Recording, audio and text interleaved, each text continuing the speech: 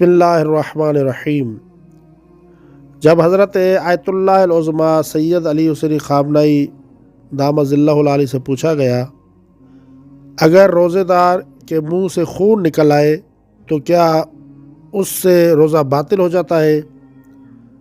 تو رہبر معظم نے فرمایا، اس کا روزہ باطل نہیں ہوگا، لیکن اس پر واجب ہے کہ خون کو حلق تک نہ پہنچنے دے۔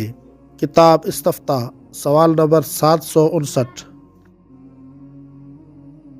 اگر روزے کی حالت میں شوہر اپنی زوجہ سے خوش فعلی کرے تو کیا اس سے روزے پر کوئی اثر پڑتا ہے؟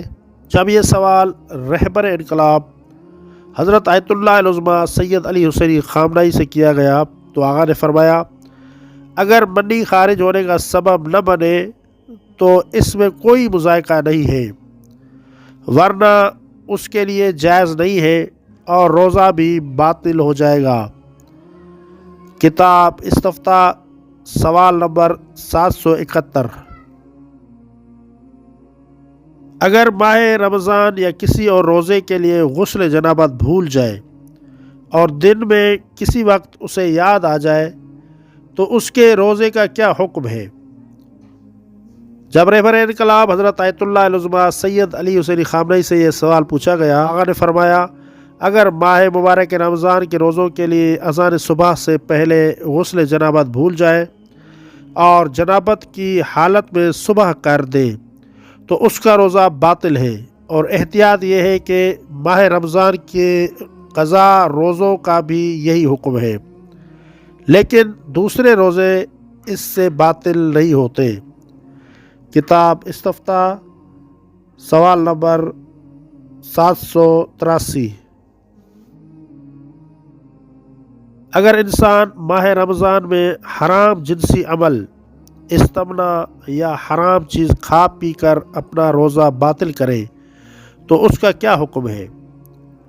رہبر انقلاب حضرت آیت اللہ العظمیٰ سید علی حسینی خامنہئی نے فرمایا، مذکورہ فرض میں ضروری ہے کہ 60 روزے رکھے یا 60 مسکینوں کو کھانا کھلائے، اور احتیاط مستحب یہ ہے کہ دونوں کام انجام دے۔ کتاب استفتاء، سوال نمبر 784۔